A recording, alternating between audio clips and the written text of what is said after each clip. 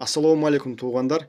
Кече Элтер телеканалында кыргыз тили жана анын тагдыры тууралуу маегинде өз ойлорум менен бөлүштүм. Башка катышуучулар дагы болду. Мына ошол жерде мен эмнелерди сөз кылдым. Кыскача айтайын. Кыргыз тили бул эне тил. Эмне үчүн эне тил?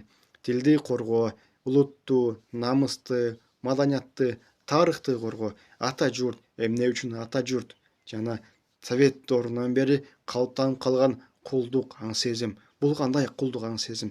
Тилибиздин, кыргыз тилибизди колдонбой, сүйлөбөй уялып баратканыбыз жана шаарлардагы маданияттуу болуп, көрүнүш болуп көрүнгөн башка тилдерди үстөмдүү кылуу. Ушулар тууралуу сөз болмокчу. Мисалы, мен жөнөкөй эле жаранмын, кишимин, эч кандай мамлекеттик кызматым жок, ишим жок, тилчи эмесмин, мугалим эмесмин. Бул менин салымым кыргыз тилге болгон, мамлекетке болгон.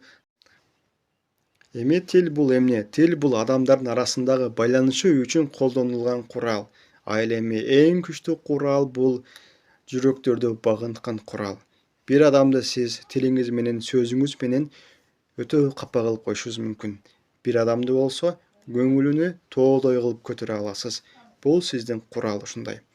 Жана тил бул элдин тарыхы, маданияты, байлыгы, салты, улуттун иденттүүлүгү. Эмне үчүн эне тили деп айтабыз? Кыргыз тили эне тилибизди сактайлы деп айтабыз го, ата тил эмес. Себеби балага биринчи тилди эне үйрөтөт.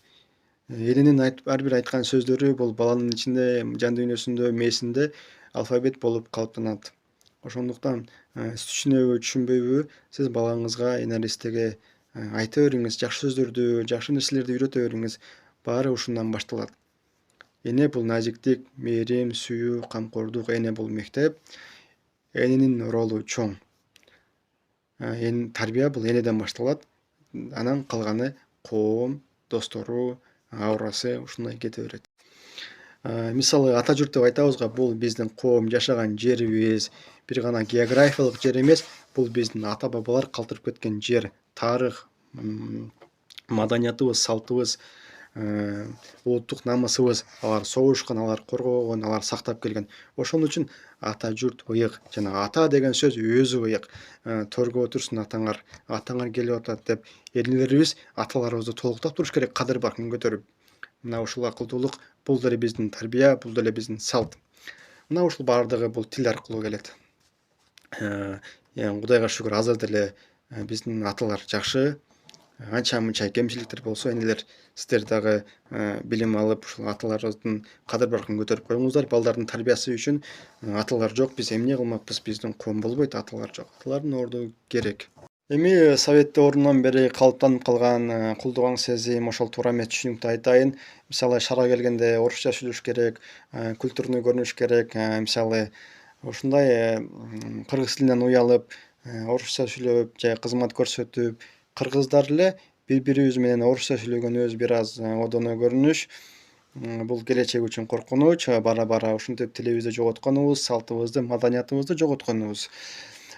Бул эми ар бир адам жоопкерчиликтүү болуш керек бул ишке. Бир эле жазуучу же журналисттер эле эмес, жөнөкөй жарандар деле аракет кылыш керек. Жана муну түшүнүш керек, мунун келечегин кандай эмне болушуну. Ошон үчүн мен чакырып кетем, аракет кылсак, салым кошсок. Албетте тил билген жакшы, артачылык бул билим. Бирок ошону менен катар өзүбүздүн тилибизди көбүрөөк колдонсок, көбүрөөк жайылтсак кандай сонун. Менин билесиздер, мен кызыктуу видеолорум менен адамдарды билим алуусуна, дүйнө таануусуна, тил үйрөнүүсүнө жана Кудайды таануусуна мен үгүттөп келемин.